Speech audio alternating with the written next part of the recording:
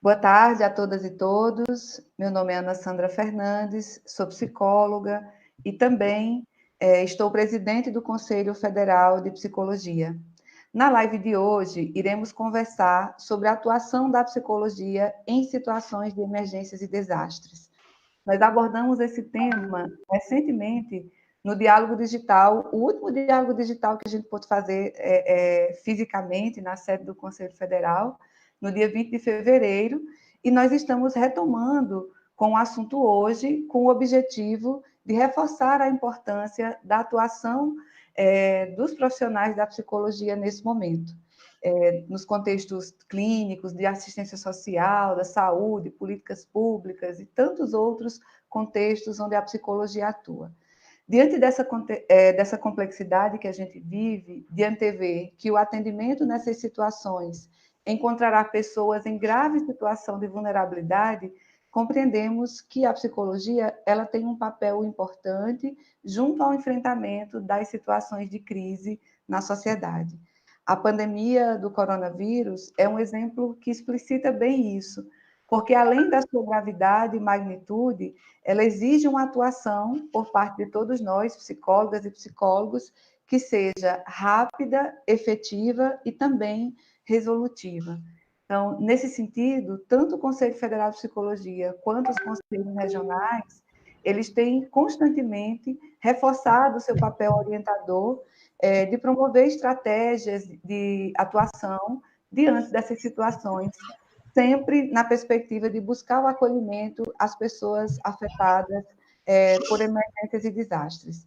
A psicologia, então, vem alcançando cada vez mais espaços para contribuir nas políticas públicas de defesa civil, como assistência social, saúde, habitação, entre tantas outras políticas, e ao mesmo tempo em que alinha suas referências com a agenda mundial da redução de riscos de desastres nas ações humanitárias, construindo, então, referência de atuação em emergências e desastres, calcadas em experiências práticas e no acúmulo teórico sobre o tema. Então, no início desse ano, e aí eu já queria informar para toda a categoria de psicólogos que nos acompanha, que no início desse ano nós criamos uma página especial para dar destaque a esse tema dentro do site do Conselho Federal de Psicologia. E lá vocês vão poder encontrar notícias, artigos, publicações e vídeos que podem ajudar a adoção, na adoção de melhores práticas no que se refere ao campo de emergências e desastres. Aí, só para informar a vocês que esse tema é um tema que nos impacta e que o CFP vem trabalhando, vem atuando desde 2005. E em 2018 foi formado, então, um grupo de trabalhos no CFP com o propósito de articular as ações da autarquia sobre riscos e desastres. Esse GT ele busca ampliar as discussões sobre o tema e promover a participação dos conselhos regionais de psicologia, da categoria e dos movimentos sociais. No mesmo ano, também foi iniciada a elaboração de referência técnica sobre a atuação da psicologia em emergências e desastres. E aí eu queria dizer a toda a categoria que essa publicação ela está em vias de ficar pronta e que logo, logo ela será publicada. Plenário que nesse momento está no CFP, nós temos como plano de ação incentivar a criação de comissões, essas comissões que sejam feitas de forma regionais, de riscos e desastres, e que elas tenham o objetivo de realizar capacitações, bem como de criando uma cultura de mitigação em eventos como desastres, crimes ambientais, entre outros, né? Então, nós estamos ampliando nossas atividades, somando-nos aos coletivos para pensar estratégias para minimizar os riscos e danos para todos. Então, o objetivo desse debate desse e de tantos outros debates que o CFP tem promovido é sempre orientar, trocar experiências e tentar construir de forma coletiva e colaborativa entendimentos e saberes para questões que se apresentam como desafios no dia a dia do trabalho das psicólogas e psicólogos de todo o país. E aí eu queria, então, iniciar o nosso debate, dar continuidade a ele, apresentando, então, nossas convidadas de hoje, pessoas de quem temos a mais profunda admiração pelo trabalho realizado. E aí eu queria apresentar a vocês, né, a Maria da Conceição Correia Pereira, que nós tão carinhosamente conhecemos por Concita. Ela é psicóloga e professora do Instituto Tecnológico de Aeronáutica e professora da Uninasal, em Recife, Pernambuco, do grupo de pesquisa Trauma e Luto, é doutora em neuropsiquiatria e ciências do comportamento e tem experiência em temas como gerenciamento de crise, psicologia das emergências e desastres. Outra convidada nossa, que muito nos honra com sua presença, é a Ionara Vieira Moura Rabelo. A Ionara, ela é psicóloga na Secretaria de Saúde de Goiânia, é doutora com experiência em gestão integral de riscos e desastres, é professora da Universidade Federal de Goiás, é ex-conselheira do Sistema Conselho de Psicologia também, e a nossa terceira debatedora, a Débora Noal, que é doutora em psicologia e pesquisadora em saúde mental e atenção psicossocial em desastres e epidemias da Fiocruz. Então, vamos começar o nosso debate, aí eu queria já passar imediatamente a palavra para a psicóloga, para a Débora, pedir a Débora que possa falar para a gente um pouco de como é que funciona esse processo de gerenciamento de crise, Débora. E, mais uma vez, muito obrigada pela tua disponibilidade de estar aqui conosco. Muito obrigada, Ana Sandra, e a todas as minhas colegas, né? Já temos aí uma parceria de trabalho já faz um tempo, então, muitíssimo obrigado. É uma honra estar compartilhando aqui esse espaço com todos vocês. Então, vou tentar trazer um pouquinho, né? A gente está falando de gerenciamento de riscos, crises, emergências, desastres, mas vou estar puxando muito, né, a estrutura toda, né, do pensamento da gestão para epidemia, né? Lembrando que cada tipologia de desastre, ela traz uma demanda diferente, formas de organização e formas de gestão um pouquinho diferentes. Então, são técnicas, manejos muito similares, mas elas precisam ser adaptadas a cada uma dessas tipologias, né, de desastres ou de epidemias. Então, no caso, hoje, né, como a gente está em plena epidemia, né, de Covid-19, aí eu vou trazer um pouquinho, então, essa linha, né, esse desenho que a gente faz para estruturar, então, um projeto para gestão. Lembrando que sempre que a gente vai pensar, né, num projeto, né, todo mundo que está aqui assistindo, todos vocês que estão aí, né, em casa assistindo essa live, né, essa fala, é importante de sempre direcionar o seu olhar para o lugar onde vocês estão. Então, se é num município, se é no estado, se é num hospital, eu preciso saber que lugar é esse que eu ocupo. Então, conhecimento sempre, né, da cultura, da política, e aí a política, inclusive política partidária, como isso se dá, mas principalmente em termos de políticas públicas, né? Quais são as ações, as estruturas, as instituições, né, os espaços de gestão que já são operacionais. Por quê? Porque toda estratégia de gestão ela vai ser baseada dentro desse território. Então, no caso do Brasil, que são 3 entes federados, né, e que toda ação normalmente se dá no município, mesmo que seja, né, gerenciado com leis, regulamentações e financiamento dos outros entes federados, toda ação se dá no município. Então, antes de fazer um desenho para gestão, eu preciso entender o que eu já tenho de dispositivos, quais são as minhas políticas públicas, como elas se interagem ou como elas não se articulam. Tudo isso vai dizer respeito de como eu vou conformar a minha estratégia.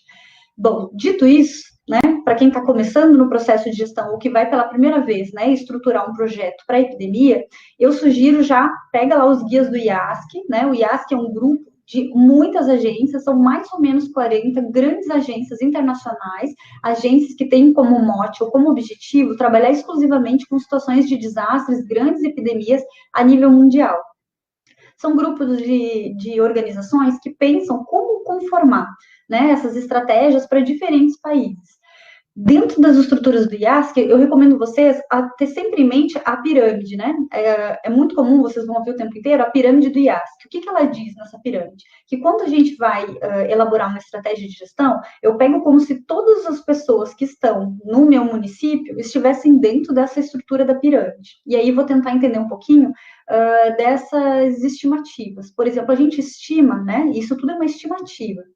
A gente estima que numa situação de epidemia é de 1/3, né, até 50%, ou seja, muita gente vai ter algum tipo de dificuldade de lidar com esse tipo de evento e vai precisar de uma ajuda, não necessariamente uma ajuda especializada, mas às vezes vai precisar de um suporte rápido, de um processo de estabilização emocional, às vezes de uma consulta, às vezes, inclusive, só um telefonema para, não precisa nem ser um psicólogo, às vezes vai precisar de um outro profissional de saúde que ajude a produzir uma estabilidade emocional.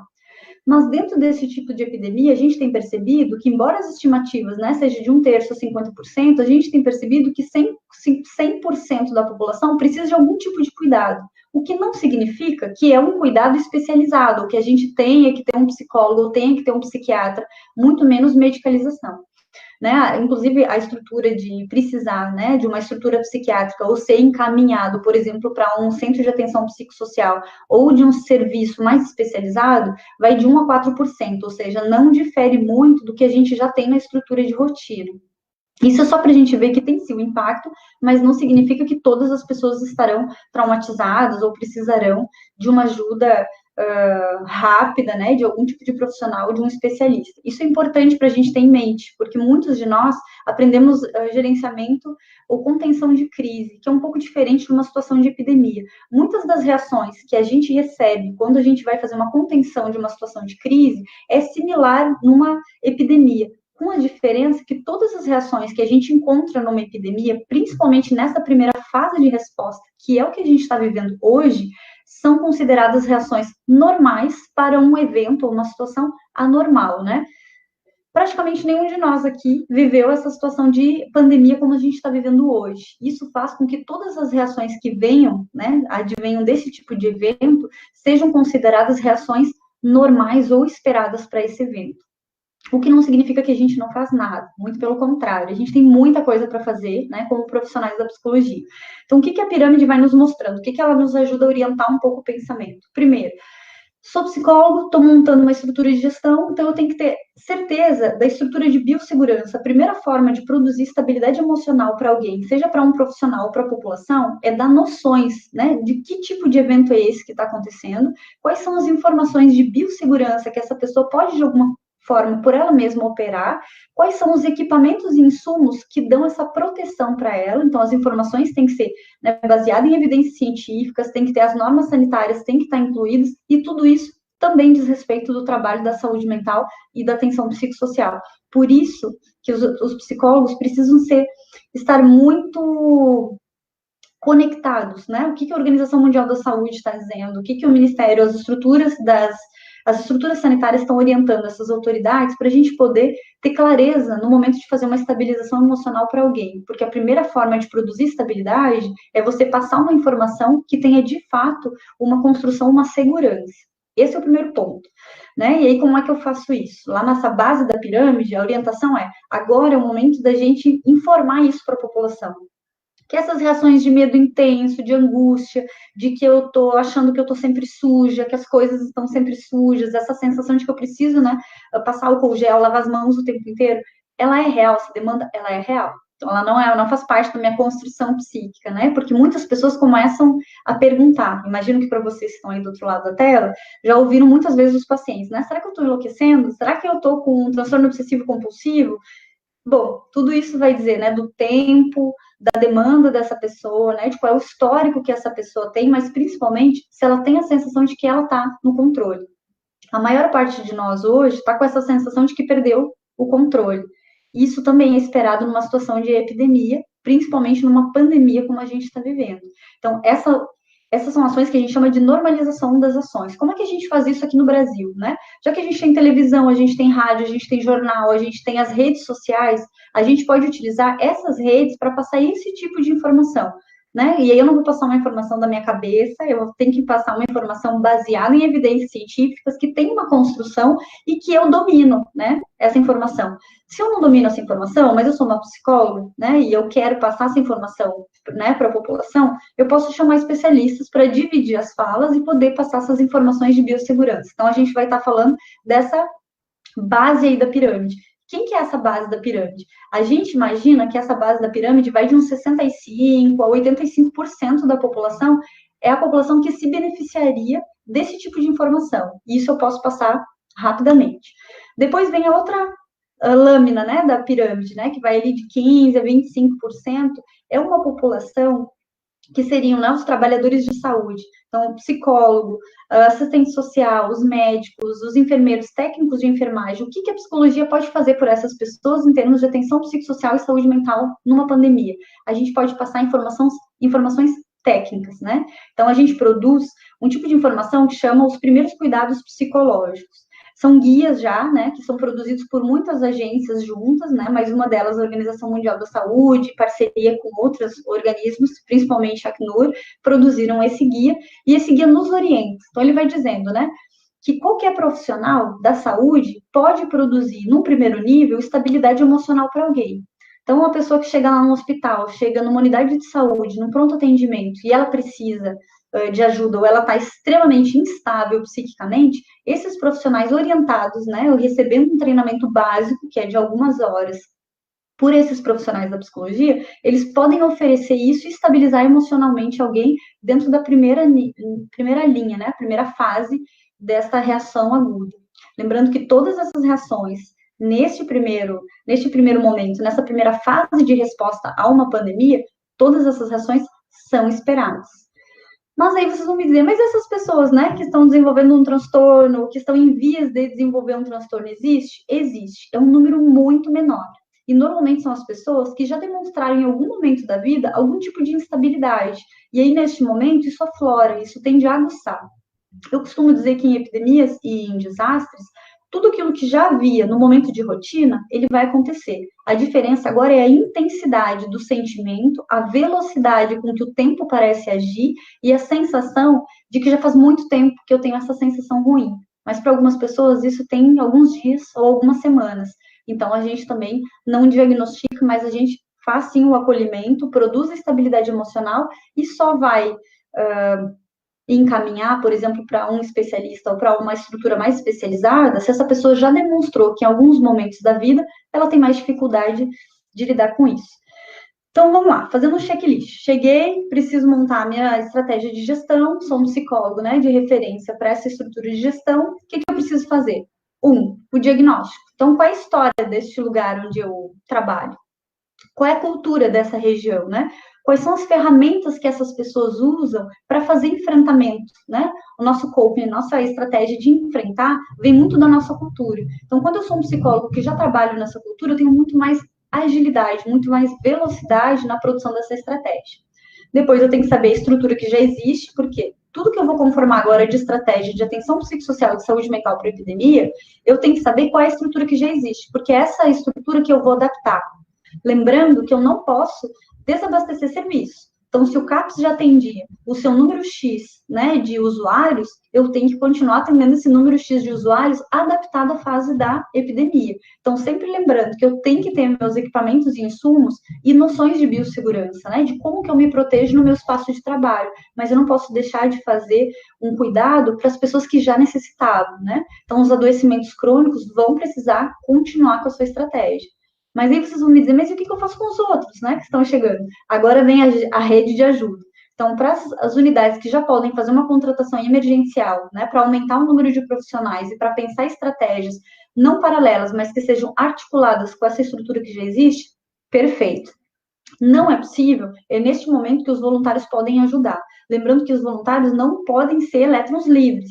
Eles precisam estar conectados a estruturas e instituições que já existem, porque aí vai dar consistência do cuidado. E mais, né, a memória da estrutura de gestão vem dessas instituições que já existem. Então, lembrando que quando eu faço o atendimento de alguém, mesmo que eu seja um voluntário, estou hoje lá no CAPS, eu preciso registrar isso em prontuário, isso tem que ficar registrado para que se um dia essa pessoa retornar e precisar continuar, né, dar continuidade ao seu tratamento, ao seu acompanhamento, ela tem que estar lá o seu registro. Isso vai ser importante.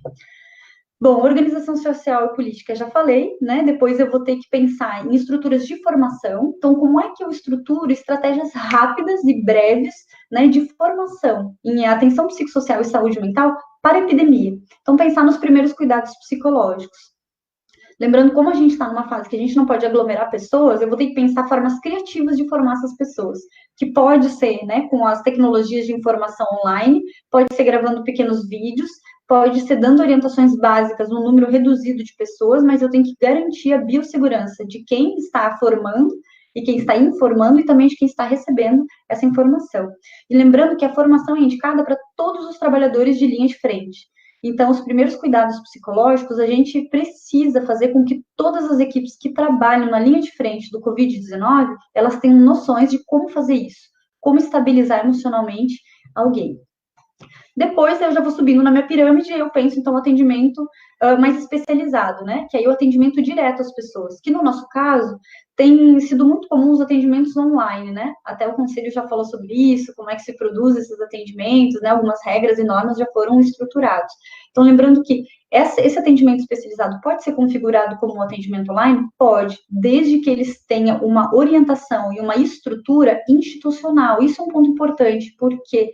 Porque uma pessoa que recebe atendimento, por exemplo, se eu sou uma voluntária, estou me voluntariando para fazer atendimento online, eu preciso ter uma rede que, de alguma forma, ofereça suporte. Porque essa pessoa pode não precisar só de uma estabilização emocional, pode precisar de uma proteção da justiça, pode precisar de uma proteção de estruturas de assistência social. Então, por isso que a conexão com as instituições me dá essa segurança, inclusive, de prover um cuidado muito mais consistente e muito mais operacional.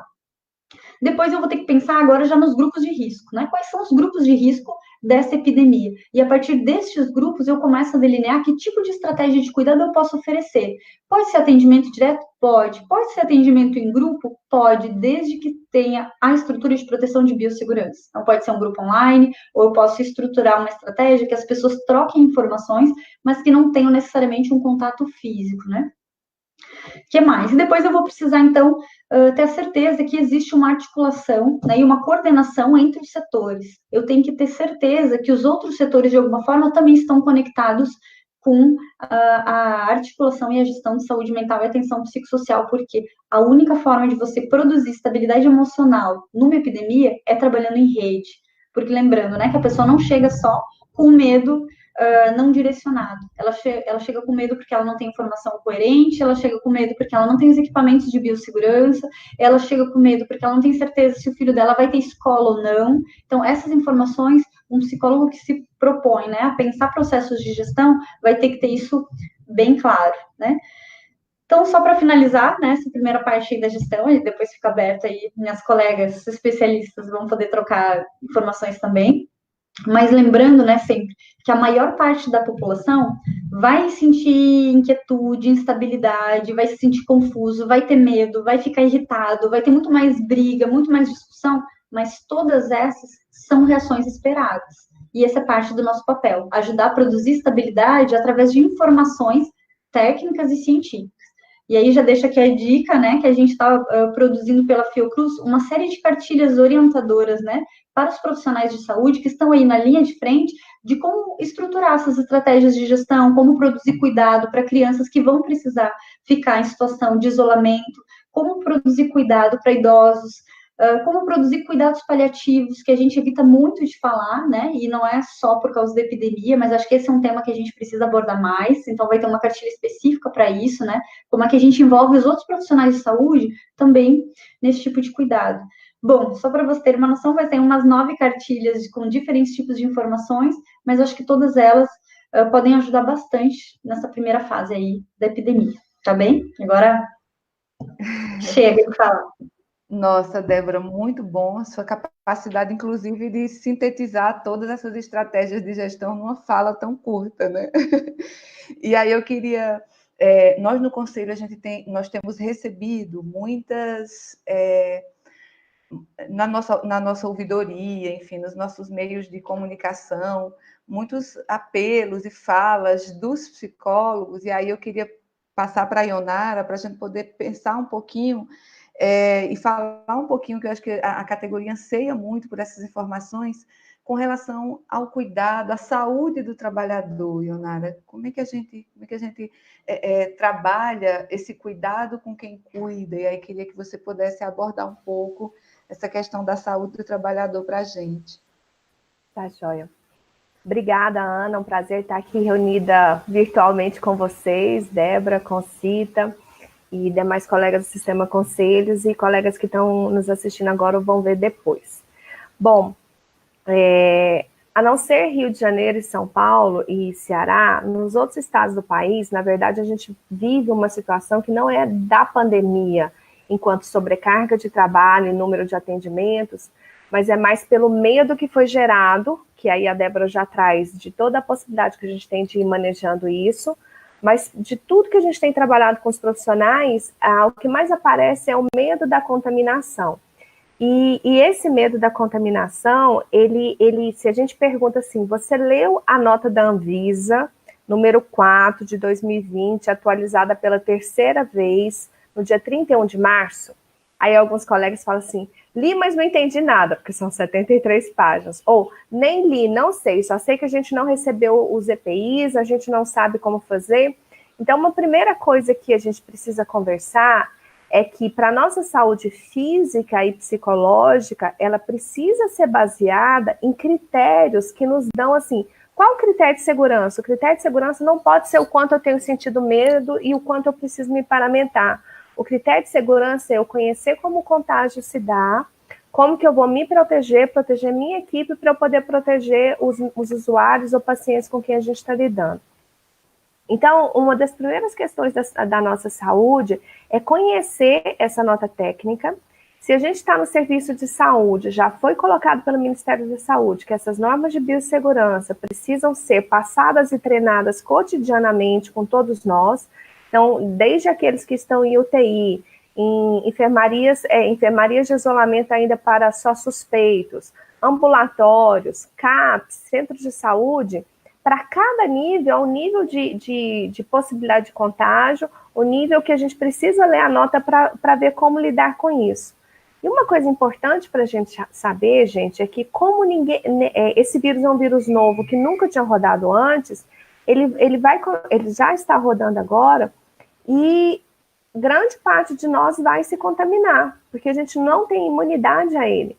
As estratégias de distanciamento social que estão sendo colocadas agora são fundamentais para que os serviços de saúde possam cuidar da gente, cuidar da população no momento que for necessário que a gente tiver mais casos. Por isso que toda hora fala achatamento da curva. Achatamento da curva não é todo mundo ficar pensando que eu estou fazendo tudo certo para não me contaminar. Você está fazendo tudo certo para proteger você, sua família e a população, para que a contaminação ocorra numa linha bem longa mesmo, né? Então, assim, o que a gente precisa saber? O vírus, ele vai ser transmitido por gotículas ou aerossóis, que podem sair quando eu espirro, eu vou tossir, e aí uma série de procedimentos precisam ser feitos de higienização das mãos, das superfícies, e isso tudo a gente precisa ser treinado. Nós, da psicologia, a gente não tem o mesmo treinamento da enfermagem. Então, eu já aconselho, a melhor conduta que você pode ter é cola numa enfermeira. Se você está no serviço da assistência social, ou você está num serviço da polícia militar, ou na educação, peça para alguém que seja da enfermagem ou da comissão de controle de infecções do município, peça para essa pessoa capacitar a sua equipe, porque a gente está vendo as pessoas pedindo máscara. E o uso incorreto da máscara vai fazer com que essas pessoas se contaminem, porque põe a máscara e baixa a máscara para falar, sobe a máscara, baixa a máscara para tomar café, baixa a máscara, senta todo mundo no refeitório, um do lado do outro, conversando pertinho, um abraço e beijo, não adiantou a máscara. Então, é toda uma modificação de conduta corporal, sabendo que vai ocorrer a contaminação e sabendo que a gente precisa se cuidar para que não ocorra ao mesmo tempo com a minha equipe e com a minha família. Então, como a gente não tem imunidade, essa contaminação vai acontecer e as estratégias de cuidado e proteção são para a gente cuidar para que isso não ocorra rapidamente. Em média, o vírus vai ter um período de incubação médio de 5 dias até 12 dias e por isso, se é um caso suspeito, a gente está pedindo para que essa pessoa... Então, da nossa saúde física e mental, se eu sei dos critérios de biossegurança, eu vou trabalhar num CAPS, o que eu preciso saber? O CAPS já precisa se preparar para receber os usuários e trabalhadores. Então, a primeira coisa, eu e minha equipe precisamos conversar sobre qual é a biossegurança em cada área do CAPS.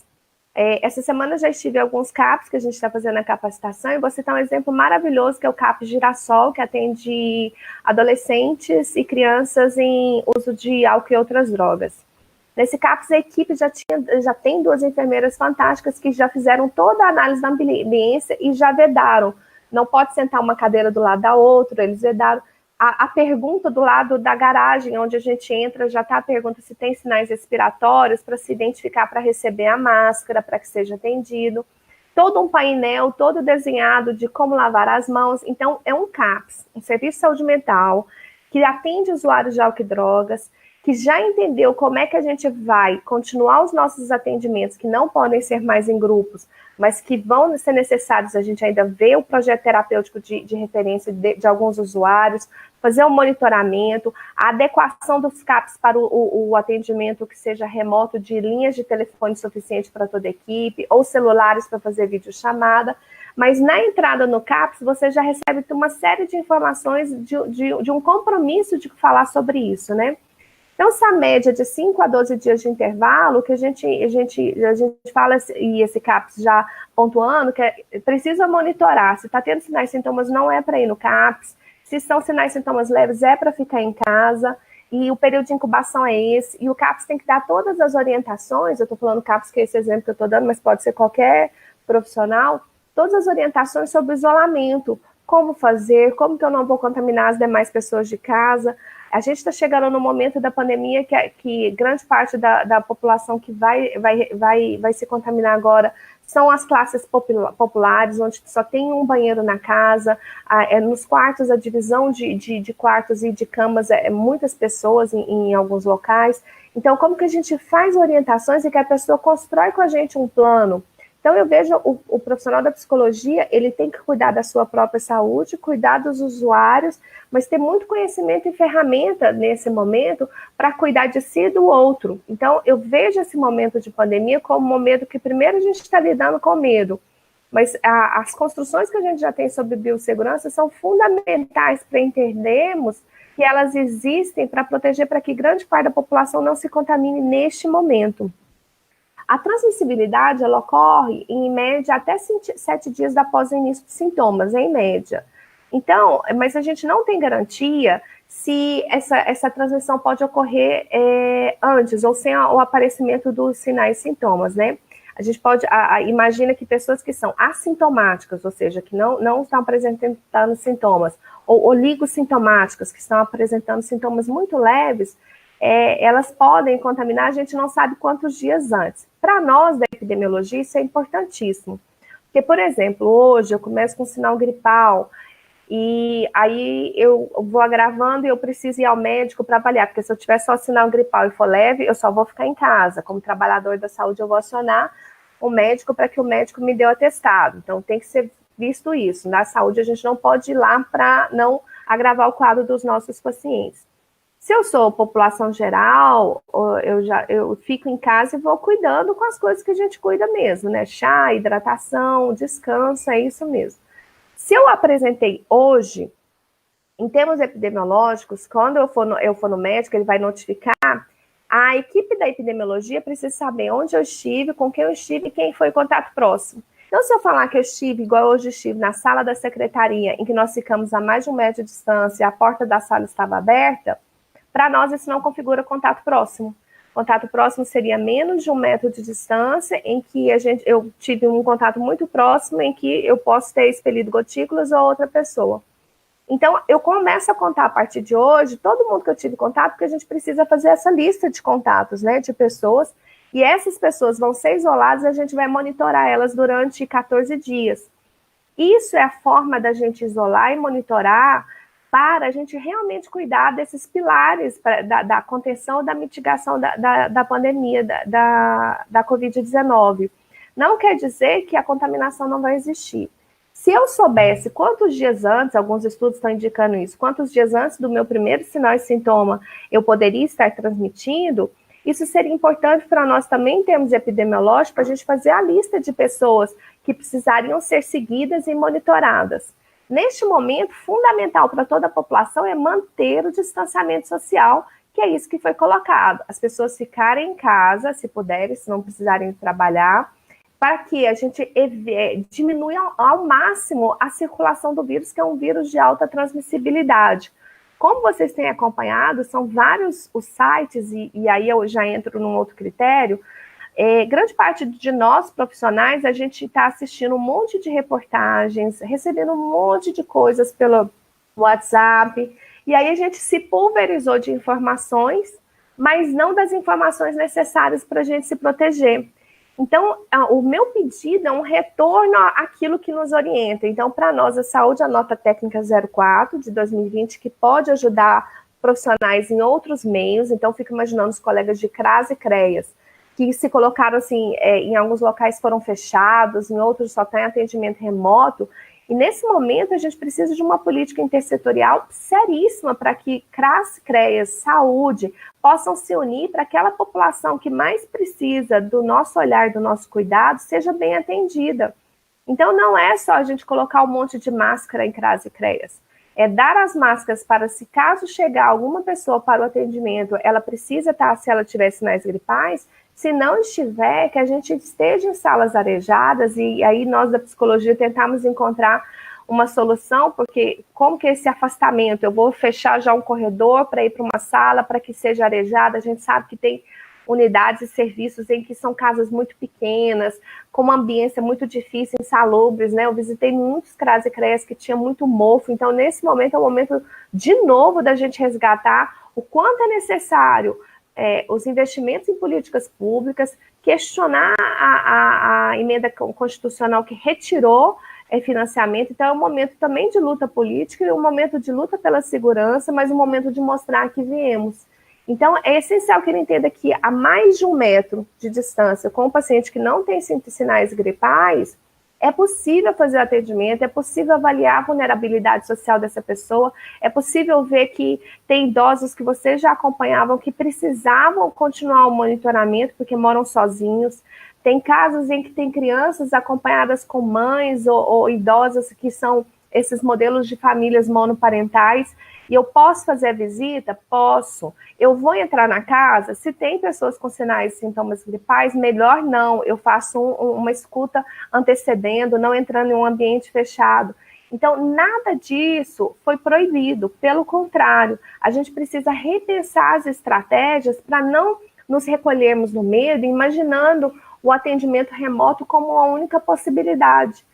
Nesse momento, mais do que nunca, o conhecimento e a ciência vai nos amparar para que a gente mostre o quanto a psicologia, junto com outros colegas nas áreas da saúde e assistência social, eu enfoco mais essas porque essas estão na linha de frente, por como que essas áreas podem interagir para construir uma linha de cuidado que seja protetiva para nós, trabalhadores, e para as pessoas que a gente está atendendo.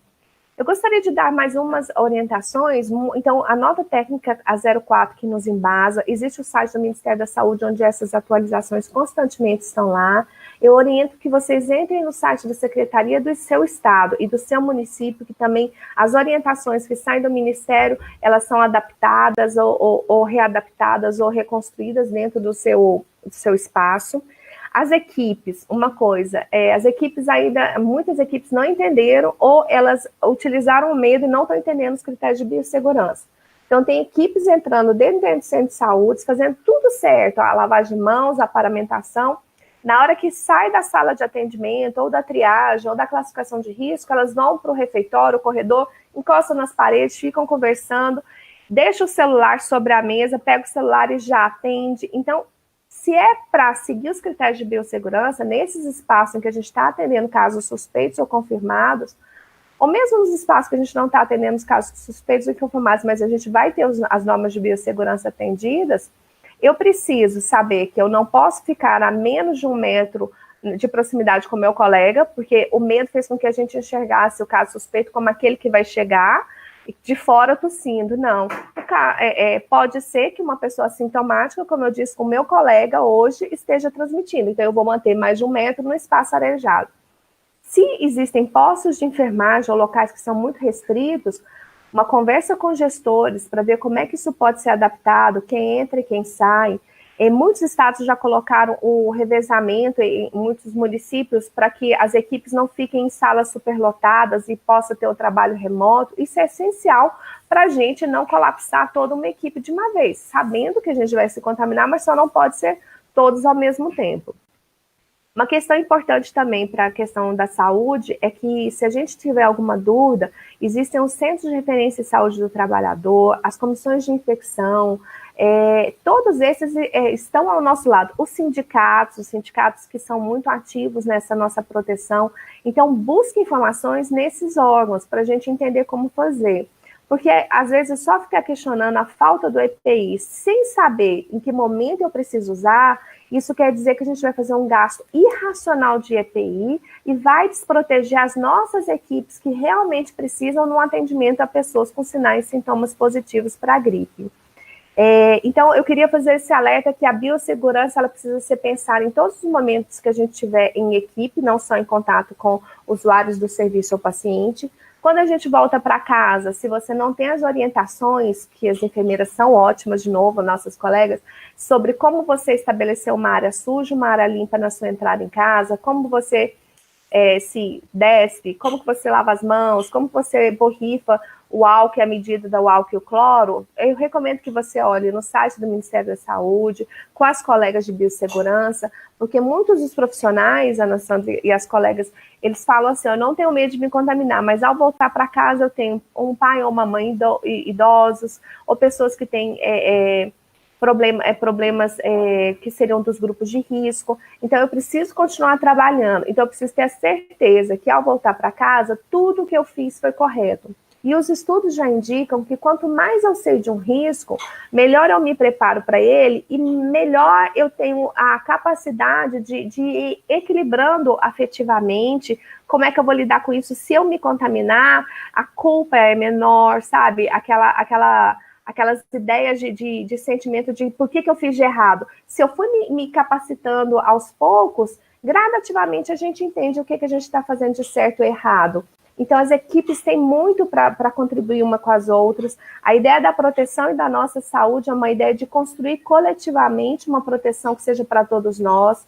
Não imaginar que eu estou protegido só porque eu fechei um serviço. Pelo contrário, quando a gente fecha um serviço, a gente está promovendo uma desassistência da população que não vai ter informação correta, que vai se contaminar e alastrar.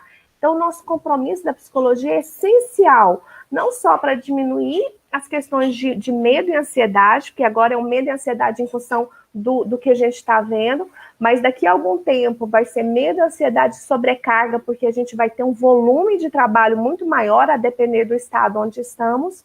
E ao fazer isso, já ter planejado, já ter planos para quais as estratégias de cuidado a gente vai pensar em cada uma das fases da pandemia quando chegar na minha cidade ou no meu estado, porque a gente está falando com pessoas, com municípios que ainda não têm casos confirmados. Então, para cada um, o cenário é diferente. Ainda dá muito tempo de construir planos que sejam planos de cuidado, intersetoriais, para a gente não desassistir a população e falar isso em nome de uma psicóloga que está em políticas públicas há muito tempo. Por mais que a desesperança, o medo, por mais que essa sensação de que a gente foi tão solapado, né, a universidade pública, os serviços públicos foram tantos ataques, que às vezes dá assim, por que eu vou me colocar em risco para um gestor ou um serviço que não está sendo valorizado? Eu acho que a pergunta é que identidade eu vou assumir a partir de agora para proteger a minha comunidade, a população com que eu trabalho, os meus colegas e mostrar que viemos. Acho que é isso. Obrigada, Ionara. É, de fato, um convite à reflexão sobre o nosso papel enquanto psicólogas, psicólogos, e qual a nossa responsabilidade e nossa missão, função nesse momento tão importante. Acho que você traz um aspecto que é bem... que eu preciso, em nome do Conselho, do Sistema Conselhos, enfim, reforçar que a preocupação que tem chegado também de inúmeras pessoas que se comunicam conosco com relação ao receio desse processo de flexibilização do isolamento social, que vai de encontro à orientação de autoridades de saúde pelo mundo todo. Então, o nosso apelo também de que a gente tenha esse discernimento para que todas as pessoas que podem efetivamente possam ficar em casa, pensando nesse sentido, em proteger a população, a coletividade, enfim. É muito bom ouvir vocês falando, assim, fica muito nítido para a gente que o trabalho da psicologia, dos psicólogos nas situações de emergências e desastres, ele precisa fundamentalmente, acho que é um aspecto que tanto a Débora quanto a Ionara deixaram assim muito demarcado, que é esse movimento que nós, profissionais de saúde, precisamos fazer de buscar as orientações, as capacitações, as informações corretas para que a gente possa efetivamente auxiliar as pessoas que estão ali no nosso entorno, no lugar onde a gente presta os nossos serviços. E aí eu queria, então, passar para a Concita, para que a Concita pudesse falar também um pouco para a gente, um pouco mais também para a gente sobre essas estratégias de cuidado, né, Concita? As meninas deram uma verdadeira aula, né, de como que a gente pode trabalhar num contexto como esse. E aí queríamos escutar você para falar dessas estratégias de cuidado.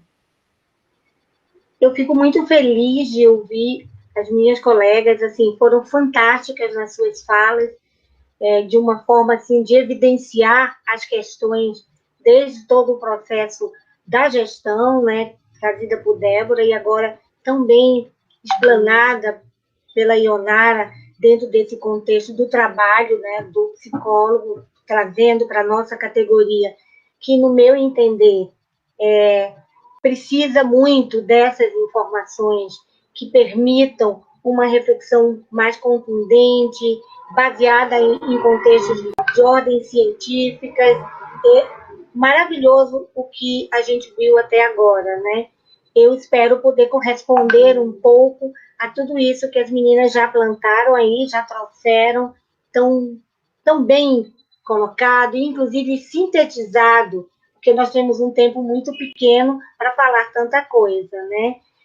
Eu gostaria de colocar algo a respeito, especialmente, do significado, né, que esse momento que a gente está vivendo vem trazendo para a nossa população. E aí, eu vou tentar conversar um pouco com vocês.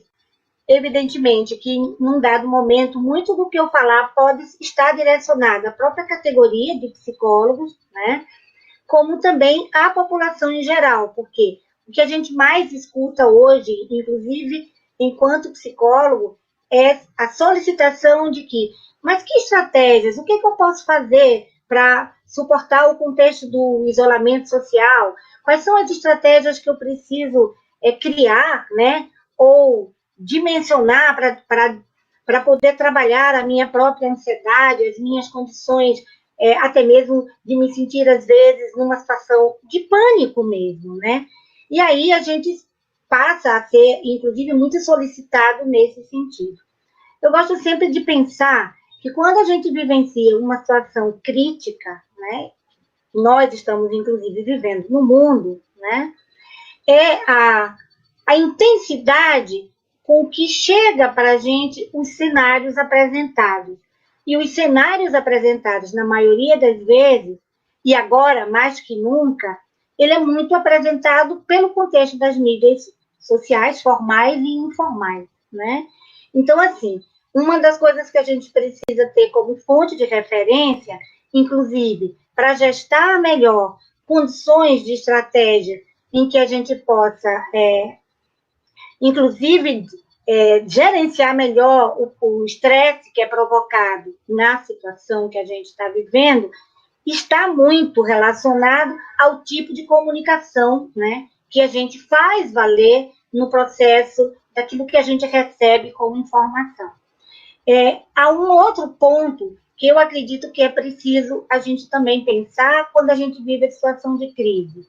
A gente sempre está se perguntando quando isso vai acabar, né? Quando é que nós vamos viver novamente? Aí me faz até lembrar que uma das reportagens que eu li de uma pessoa que viveu a situação da epidemia lá na China, é que ele fazia uma comparação com relação à vida dele ao fato de ele se colocar como no computador em pausa, numa pausa. E aí ele comentava, como eu gostaria de dar um play de novo para que a minha vida pudesse continuar. Isso foi a fala dele, né? E é muito interessante que a gente possa até buscar contexto de estratégias, entendendo como, né, que a população em geral, e até a nossa categoria, ela pode se perceber diante dos fatos e da forma como esses fatos de verdade chegam até a gente. Eu costumo também fazer uma ligação com a perspectiva da percepção que a gente tem desses cenários, ou da percepção que a gente já carrega muito na vida da gente, quanto à condição do risco, a condição do perigo, né? Como é que eu percebo? A perspectiva da percepção de um risco, de qualquer risco, independente que seja o risco efetivo de um vírus, a percepção dentro do contexto do ser humano, ela é extremamente subjetiva, né? E essa percepção, é a forma como você vai dimensionar, né, dentro do contexto daquilo que você percebe, que vai também te atingir, né, como pessoa, e que vai também te atingir como uma pessoa que pode criar estratégias para suportar, né, e para, evidentemente, criar padrões de resiliência diante das situações que você está enfrentando. Eu diria que o momento que nós estamos vivendo é um momento completamente desalojador, né? Nos tirou de todo um processo de vida, né? Pensando lá no senhor que comenta do pause, se de fato fosse um pause, talvez os sentimentos e as condições de estruturas psicológicas que até mesmo se desequilibram, não existiria. Não há uma pausa. Na verdade, nem pode haver a pausa. O que existe, de fato, é o impacto diante do que eu tenho que enfrentar, né? E como é que eu tenho que enfrentar? Muito do que Débora e do que Ionara falou, pontuaram contextos daquilo que a gente pode criar e ter como estratégia. Eu diria que, dentro de uma situação crítica, a primeira referência que a gente precisa ter é se basear em informações fidedignas e confiáveis. A minha percepção, em função do contexto do risco, ela vai ter uma relação muito direta com as informações que eu consigo captar, né, e que eu consigo extrair naquilo que eu posso trazer, né, e trazer para mim, enquanto pessoa, seja eu um profissional de saúde, seja eu apenas um cidadão comum, né? Eu preciso saber de onde advêm essas informações, se elas têm fidedignidade, se elas são confiáveis e o que eu posso extrair delas para me ajudar, né, diante daquilo que eu tenho que enfrentar. Débora, na fala dela, ela falou de contextos de cultura, né? Da cultura que perpassa, né, nos territórios em que as situações possam ser enfrentadas.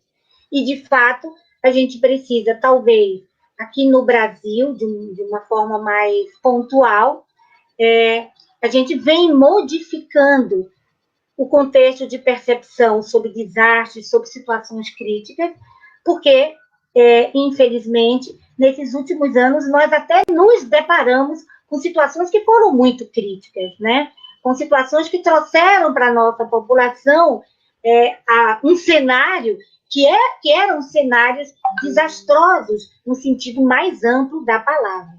E aí eu volto a falar do contexto da percepção como ponto de referência de como criar estratégia, no sentido de que, na medida em que eu tenho uma noção mais evidenciada quanto às informações que eu recebo, especialmente no caso do Covid-19, da situação de epidemia que a gente vive, que, como as meninas já disseram, é uma situação extremamente nova, né?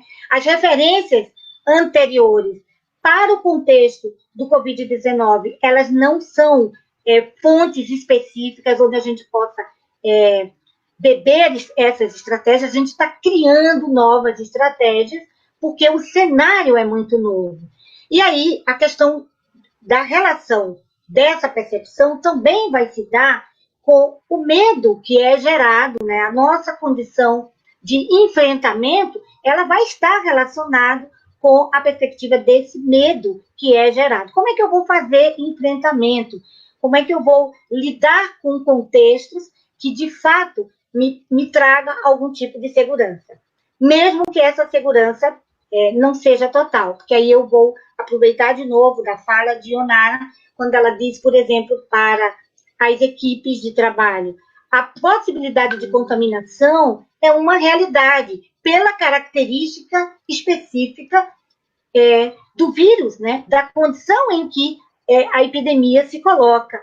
Que, aí, pensando o quanto é novo, inclusive, para o mundo, a compreensão específica e científica desse vírus. Então, a possibilidade de contaminação, ela é uma realidade. O que eu vou precisar é trabalhar em um processo de gerenciamento a partir dos dados científicos, daquilo que chega até a gente de informação. E, evidentemente, considerando informações que possam me trazer um pouco mais, né, de segurança e que eu possa saber utilizar ela. Esse é um ponto. Não me adianta me dizer que eu tenho que lavar as mãos se eu não tenho água para lavar as mãos. Né? E a gente sabe que em muitas das nossas comunidades no Brasil haverá a possibilidade de não ter água. E aí? Né? A outra questão, o que eu vou fazer de fato com as informações que eu estou recebendo? Né? Como eu vou utilizar essas informações? A questão, por exemplo, do uso da máscara para os profissionais de saúde. Ionara pontuou muito bem o quanto a máscara ela pode até passar a ser um elemento que pode tirar o processo de segurança se você não souber utilizar, né? Esses são pontos assim que eu estou tentando trazer dentro de um contexto geral e que o que é preciso, de certa forma, é que a gente possa, na medida em que a gente vai vivendo a cada dia, no contexto das informações que a gente recebe, procurando extrair das informações o que ela possa, de fato, nos permitir melhor condição de entendimento sobre o que acontece, né?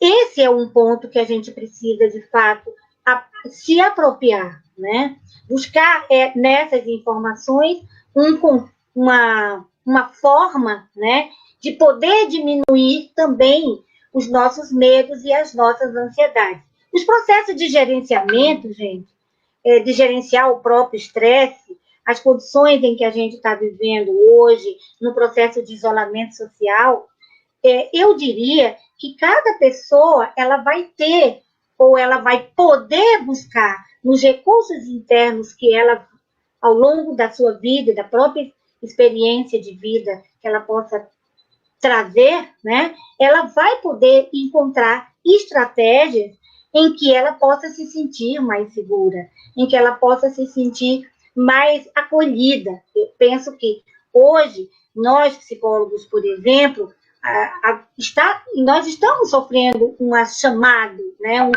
uma demanda maior nesse processo desse chamado. Mas eu diria que a gente precisa se valer muito do contexto de como é que nós vamos fazer esses acolhimentos, independente se esses acolhimentos eles possam ser remotos ou que eles possam ser presencial. O que eu preciso é estar muito conectada, vamos dizer assim, às informações que são perpassadas, especialmente pelos órgãos competentes, né? E aí, tanto a Débora quanto a Ionara pontuou órgãos que são específicos, né, e que podem nos trazer essas informações, né, para que a gente possa saber utilizar dessas informações. E aí eu estou falando tanto para a gente que trabalha no front, né, tanto para o cidadão comum. A gente tem que saber o que fazer com a informação, a gente tem que saber utilizar o contexto dessas informações para que a gente possa gerar dentro de nós mesmos condições melhores de resistência e de resiliência para o momento que é inusitado, para o momento que é extremamente novo para todos nós, né? Todos nós, independente de onde a gente esteja, do lugar que a gente esteja, porque também saber do lugar que eu estou é muito importante para que eu possa me apropriar das informações também de forma correta, né? Se eu estou na minha casa como a pessoa idosa que está precisando de cuidados especiais, porque compõe um grupo de risco e que precisa de um acolhimento especial. Como fazer isso? De que forma a gente pode fazer isso?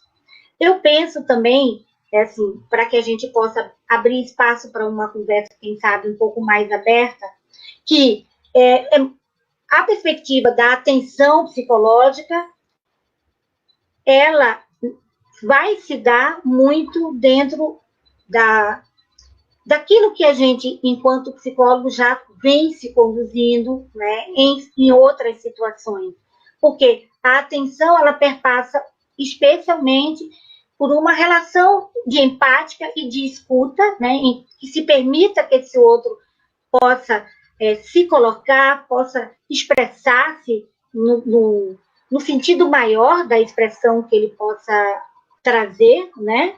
E a gente poder acolher, né, a partir dessa escuta, a partir dessa compreensão dessa escuta.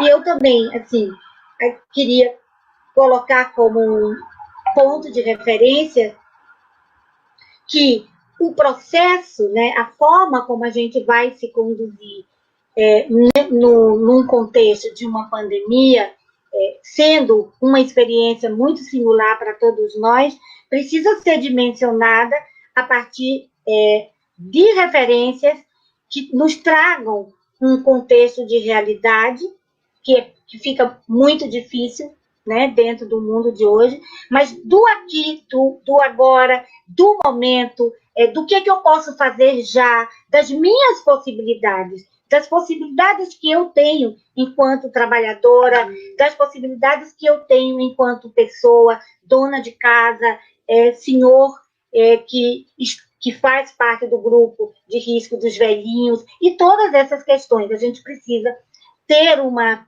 noção, né, mais evidenciada de onde a gente se coloca, de como a gente pode se colocar dentro das nossas próprias possibilidades, né? Criando espaços no sentido de enfrentamento muito em cima daquilo que é possível, né? A gente fica querendo receitas muito prontas, a gente fica atrás de manuais mesmo, né? Mas o que pode servir para mim pode não servir para você. E aí a gente sabe que também os manuais podem também nos ajudar. Se podem, vamos procurar referências desses manuais, referências que sejam confiáveis, né? Não vamos ouvir todas as informações que nos chegam, vamos saber selecionar, vamos saber filtrar, inclusive, as informações, considerando aí que a comunicação e que todo o processo de informação ele é ponto-chave para a criação de estratégias, não só como profissional, né, que vai atuar, mas como o cidadão comum. Como essas informações elas chegam e de que forma eu vou utilizar essas informações. Eu acho que seria mais ou menos isso que eu gostaria de colocar.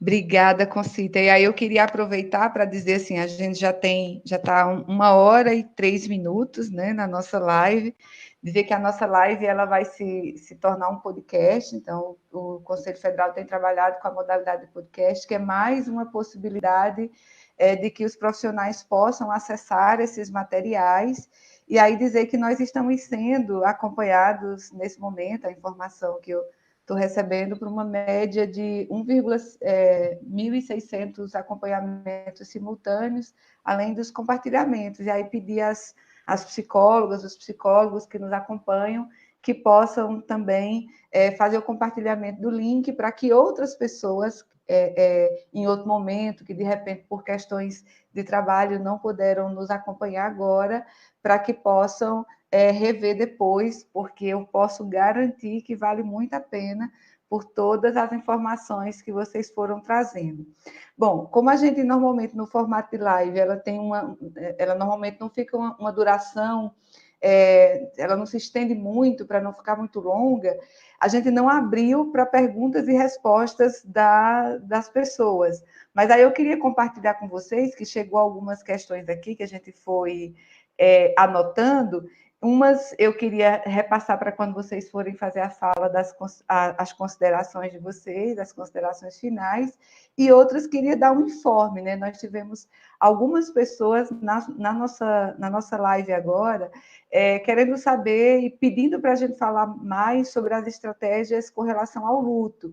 E aí eu queria informar para vocês, a gente tinha conversado antes, né, da nossa live começar aqui com as meninas, de que nós vamos fazer um momento, uma live, para que a gente possa abordar as estratégias, porque nós entendemos que são informações que demandam um tempo muito longo e que talvez, se a gente juntasse uma coisa na outra, ficaria um arquivo muito, muito denso, muito grande.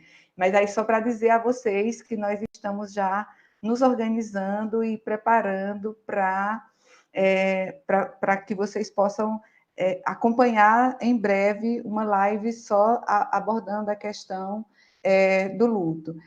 Quando a Débora for fazer as considerações finais, a gente tem uma psicóloga que nos acompanha, que ela pediu para que você pudesse reforçar o nome das pirâmides, né? Para que ela disse que não conseguiu nos acompanhar do começo, e também pedindo acesso às cartilhas, né? Como é que ela faz para que ela possa ter acesso às cartilhas. E aí, quando a Débora for falar, se ela puder fazer isso, né? Tem algumas pessoas solicitando como é que faz para ter acesso. E aí, Onara, só para dizer para você que tem uma sugestão aqui, que eu até gostei muito da sugestão, de que você pudesse, em parceria conosco, nos ajudar na produção de uma espécie de manual com a explicação das estratégias que você foi trazendo aí para a biossegurança e cuidado, que as pessoas que nos acompanham gostaram muito e estão sinalizando, inclusive já fazendo essa referência da importância da fala de vocês nesse momento. Então, eu queria ir passando para que vocês pudessem fazer as considerações finais, e aí nas considerações de vocês, de repente, trazendo, ou se for possível, os elementos que as pessoas que nos acompanham foram trazendo, e só deixando registrado aqui para todos que a gente não é uma despedida, é um até logo, que a nossa intenção no Conselho Federal é de poder retomar, inclusive porque temos o grupo de trabalho da psicologia nas emergências e desastres, que está aí produzindo trabalho, produzindo um plano de ação para que a gente possa, em breve, apresentar para a categoria. Então, os trabalhos, eles estão só começando. Então, passo então para a Débora, para que ela possa fazer suas considerações.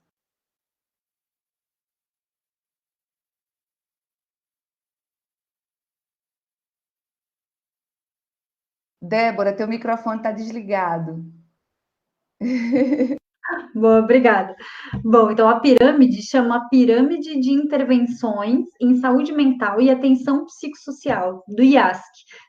Existe tanto um documento de 2007, né, que fala sobre essa pirâmide, fala como conformar as estratégias em situações de desastre, mas este ano ainda, 2020, agora, extremamente recente, a IASC publicou como atuar durante a epidemia do Covid-19. Então, só para vocês saberem que já é uma pirâmide adaptada para uma situação de epidemia e como fazer isso.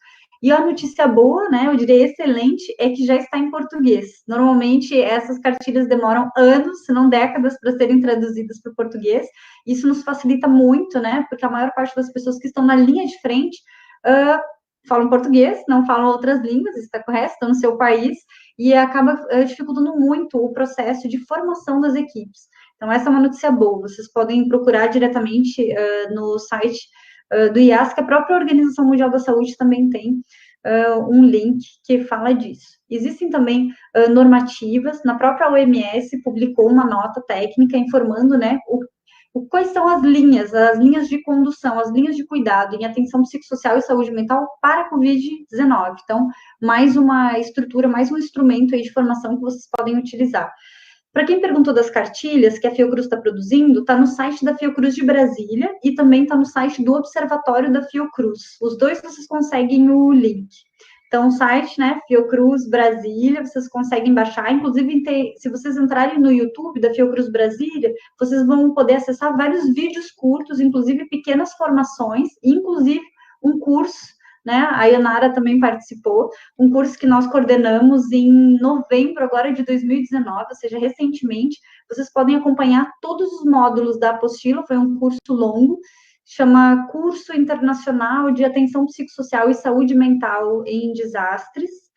Existem vários módulos e vocês podem escolher quais são os módulos mais interessantes. Ele é completamente gratuito, vocês podem escolher os professores que vocês mais se identificam ou as curiosidades aí do curso. Bom, a gente está com pouco tempo para a formação, mas eu devo dizer para vocês que alguns guias e manuais para estruturar estratégias de gestão são fundamentais. Então, esse do IASC de 2020 para a Covid-19 é muito importante. A nota técnica da Organização Mundial da Saúde para atenção psicossocial e saúde mental também é fundamental. E aquele guiazinho, né, que tem 2 meninos assim na capa, um de lado e um de costas, que são os primeiros cuidados psicológicos. Eu diria que esses 3 guias conseguem ter uma noção orientadora de por onde começar. Para quem já não trabalhava com isso, né, para quem não tem o costume de trabalhar com emergências, desastres, estruturas de grandes crises ou epidemias, esses são os documentos que vocês podem usar para iniciar. E lá, como eu falei, então no site da Fiocruz Brasília, vocês conseguem no link já baixando as cartilhas. A gente já tem 3 publicadas, hoje saem mais 2, inclusive hoje à noite saiu uma sobre o atendimento online e quais são as dicas e recomendações para a gente fazer esse atendimento online de uma forma ética, cuidadosa, mas utilizando algumas técnicas mesmo, né, no atendimento. Lembrando que tem algumas diferenças aí nessa produção de cuidado, então tem algumas recomendações e orientações. E até o final da semana saem aí o coletivo das cartilhas, que são mais ou menos 9, né, cartilhas com temas diferentes, que vai desde como cuidar dos idosos, até como cuidar em crianças em isolamento, como cuidar, como estruturar as estratégias de gestão, como cuidar dos trabalhadores, ou seja, tem temas diferentes. E é isso, quem tiver mais dúvidas, imagino que teremos outros momentos aqui também para trocar informações.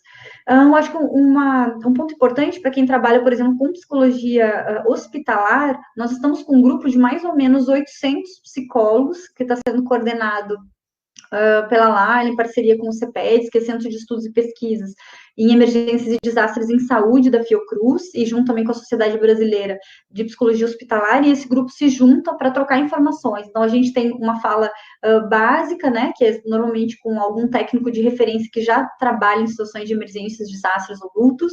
A gente faz uma fala curta e os psicólogos hospitalares podem trocar informações. Como são as equipes que normalmente estão na linha de frente, isso tem ajudado muito a diminuir, baixar um pouco a ansiedade e estabilizar emocionalmente as estruturas para começar a operar. E tem servido também como troca de informações, porque temos pessoas de todas as regiões do país. Então, estão aí convidados também para acessar, podem acessar o Instagram do CEPEDS da Fiocruz, e aí pede para ser inserido no grupo. Obrigada, Débora. E aí eu vou passar, então, para a Ionara, para que ela possa fazer as considerações. Ionara, você viu aí que as pessoas estão...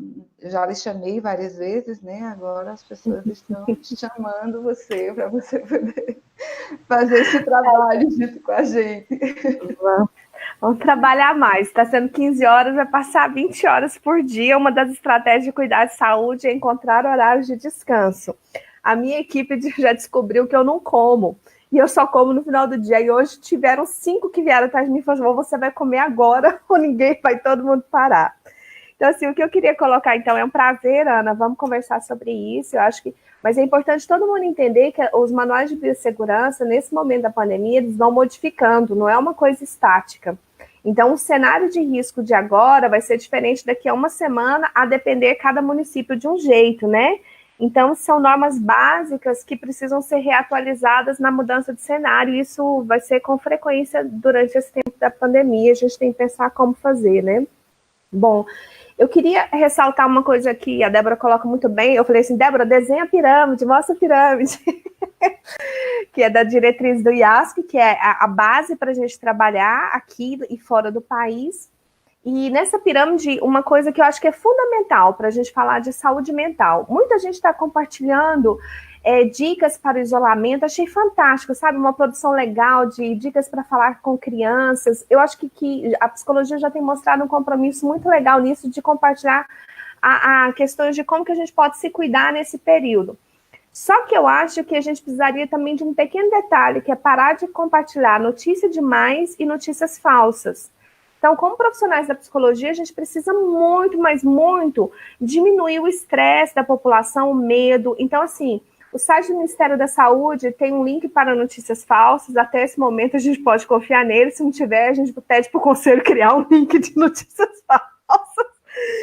Mas até esse momento, isso é confiável. Então, assim, quais as fontes seguras? Organização Mundial de Saúde, site do Ministério, Secretaria Estadual. Então, começou um buchicho, nossa, vai liberar as crianças. Espera aí, olha como, quando e onde. Tem o decreto, não tem? Quando a gente começa a compartilhar isso e fala assim, alguém está sabendo disso? Você vai subir no estado de alerta de todo mundo.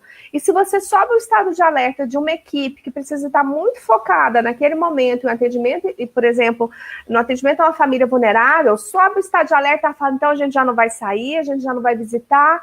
E aí tudo trava de novo, todo mundo congela. Então, qual o nosso compromisso de cuidar da nossa saúde e das nossas equipes, compartilhando apenas informações seguras? Eu brinquei que já criaram grupo de WhatsApp sem a Ionara, porque todo mundo coloca uma coisa e eu falo assim, de onde vem essa informação? Ionara, vem de não sei aonde. Eu falei, de onde? Mostra o link. Aí eu acho que as pessoas estão um pequeno estressadas, deve ter um grupo sem Ionara no WhatsApp, só para a gente compartilhar o que a gente quiser, sem precisar verificar a fonte. Então, verifica a fonte, para a gente diminuir enquanto categoria o estresse da família, da sociedade. Só isso, nós somos mais de 300 mil psicólogos, é um impulsionamento incrível de informação segura e diminuição de alertas. Isso já seria fantástico para cuidar da nossa saúde física e mental e da dos colegas. Só transmito uma informação se ela tiver 3 coisas, eu sempre tenho falado isso. É uma informação que vem de uma fonte segura e traz algo novo e não repetitivo. Ela é educativa e vai me ensinar a me proteger e proteger minha família e meus colegas. E educativa não no sentido de tomar água para engolir o vírus, aquelas fake news. É educativa de proteção mesmo, de biossegurança. E é uma informação que vai me acalmar. Se eu responder não para uma dessas 3 perguntas, quer dizer que eu não posso compartilhar. Então, não é uma informação que vai diminuir o alerta, nem um cuidado que está na base da pirâmide que a Débora falou. A outra coisa só que eu queria fundamentar é que as emoções, reafirmar, né, que já foi colocada pela Concita e pela Débora, as emoções fortes que estão sendo vivenciadas nessa epidemia, que configura já, para alguns, um sofrimento psicológico, elas já são esperadas. A gente chama isso de reações normais a uma situação normal. A gente não quer transformar, nenhum de nós quer transformar sofrimento e adoecimento e já começar com a automedicação, começar com a indicação para psiquiatras e transtorno mental. Então, tem que ter toda nessa linha de cuidado que a gente faz na pirâmide para profissionais e para a população, pensando que se a gente resgatar com as pessoas quais as estratégias de autocuidado na equipe, como é que eles estão manejando o estresse, chegamos para trabalhar um olho no olho do outro, e como é que estamos hoje? O que a gente precisa? Vamos respirar 2 minutos antes de nos paramentar. Vai desparamentar, olha um no olho do outro, vamos fazer juntos, né? Então, é esse cuidado em equipe para a gente se sentir seguro e se proteger. Então, esse nível de alerta, ele pode nos impedir de ter comportamentos de segurança, e esse nível de alerta e esses sinais e sintomas que aparecem agora com muita ansiedade, às vezes situações de choro, pessoas imaginando que estão tendo ataques de pânico, são reações normais. Então, nós, a psicologia, precisamos fazer o que a gente tem nesses manuais, que é a psicoeducação, o manejo do estresse, a criação de estratégias de cuidado em equipe, que seja conversando, precisando de mais informação de biossegurança dos gestores. Então, é assim que a gente constrói juntos um laço, é um laço mesmo de cuidado, proteção e de compromisso com uma prestação de serviço em que eu não sinta que eu sou refém dela, né? Então, é esse compromisso que eu queria relembrar. A gente tem os manuais, a gente tem as diretrizes, a gente tem toda a possibilidade de fazer um cuidado espetacular nesse momento, que vai ser estressante, já está sendo, mas que com carinho, café e afeto, e olho no olho, a gente não pode abraçar, mas olho no olho a gente vai conseguindo cuidar. Acho que era isso, Ana. Ionara, muito obrigada pela tua participação. E aí eu queria também lembrar a categoria, né, as psicólogas e psicólogos que nos acompanham, que pensando também em tudo isso que vocês foram colocando, de ter um lugar para acessar essas informações seguras, que o Conselho Federal de Psicologia ele criou uma página, né, e nessa página ela também tem uma parte que ela junta as informações de todos os conselhos regionais, então as orientações que são específicas para cada estado, eu posso acessar lá através do meu regional, e todas essas informações mais gerais a gente foi concentrando ali, um pouco com o objetivo e no sentido de ajudar as psicólogas, os psicólogos, a ter um lugar de referência onde eles possam buscar essas informações de orientação do exercício profissional. Então, acho que ajuda também a diminuir um pouco essa ansiedade. E aí, Concita, você ficou por último, né? Para fazer suas considerações finais. E aí depois eu vou dar um pequeno aviso para a categoria para a gente poder fazer o nosso encerramento. Eu gostaria de fazer as minhas considerações finais, né? Enaltecendo mesmo a nossa condição humana, né? Que é uma condição efetiva de reinventar-se diante das situações mais adversas que a gente possa enfrentar, né? Reforçar um pouco aquilo que a gente também colocou com relação às informações que circulam, as apropriações que a gente possa fazer dessas informações. Então, por exemplo, manual da Fiocruz, com certeza eu confio, e eu vou lá, e eu vou beber da fonte, né? Esse é um ponto que a gente precisa, de fato, considerar. Verificar o site do CFP, acompanhar o que está sendo colocado, proposto.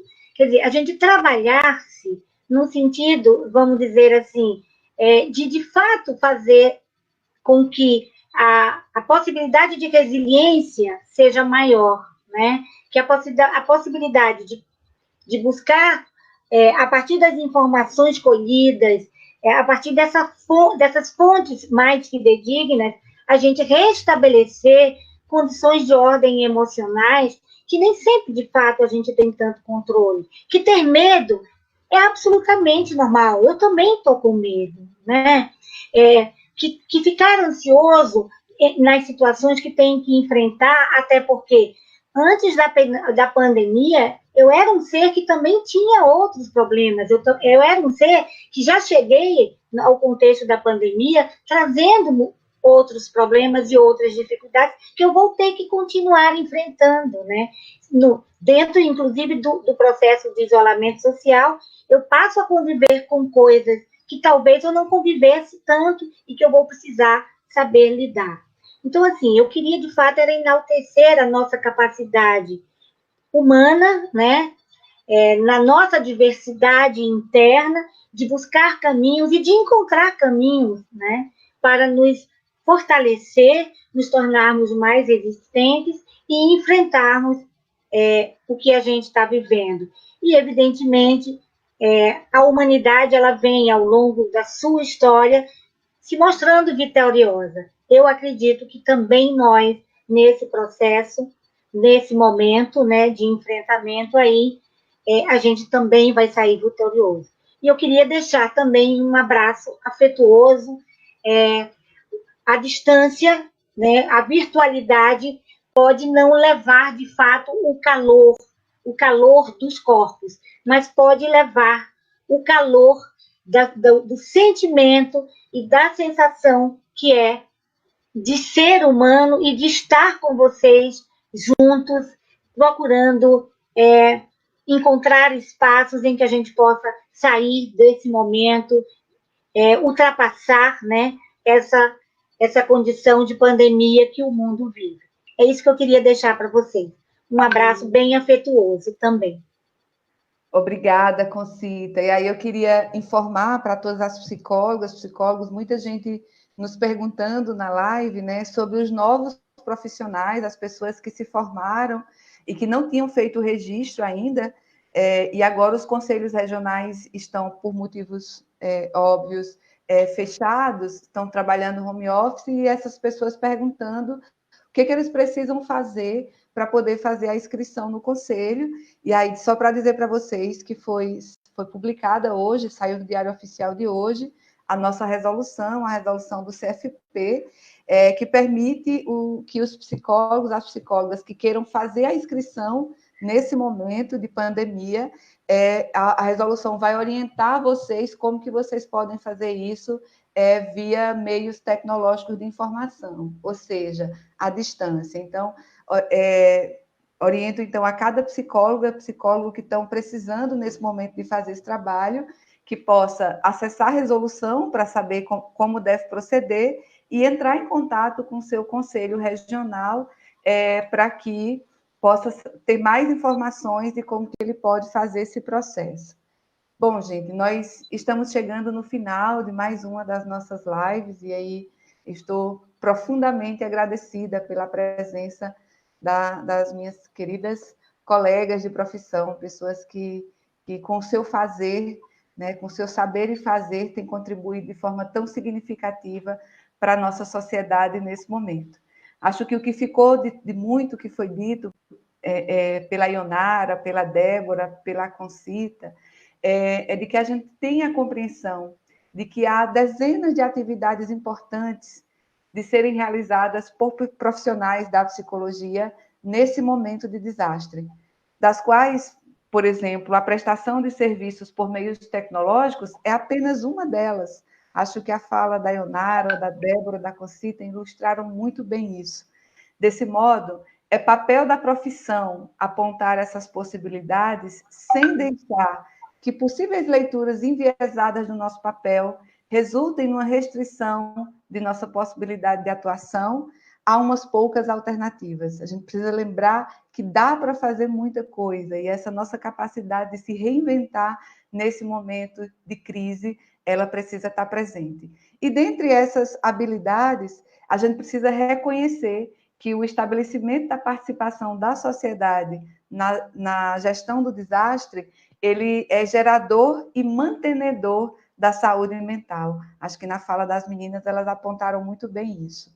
Para que isso aconteça, é necessário que os profissionais e as redes de serviço, especialmente de defesa civil, SUS, SUAS, segurança pública, educação, iniciativas privadas e complementares, entre tantas outras, que elas possam contribuir para um plano de contingência articulado intersetorialmente com a defesa civil e os conselhos, as coordenadorias e os núcleos comunitários, evitando assim que a gente possa fazer ações isoladas, desintegradas e improvisadas. Espero que essa nossa live possa ter ajudado vocês a compreender um pouco mais desse processo.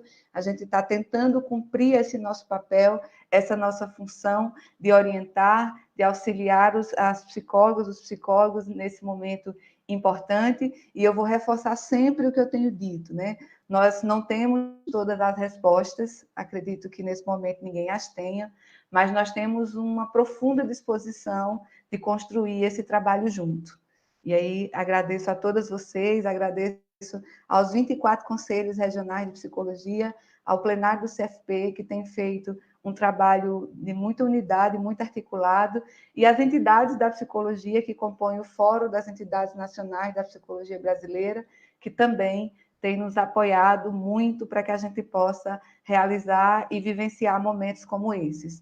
Muito obrigada a todos vocês, agradeço a todos que nos acompanharam e a todos que possam depois acessar tá? Para poder assistir. E lembrando que também estará disponível essa nossa live em podcast para que os psicólogos possam ouvir no momento que eles avaliarem como mais oportuno. Uma boa tarde a todas, um bom trabalho para aqueles que estão trabalhando e para aqueles que podem, a nossa orientação, por favor, fiquem em casa.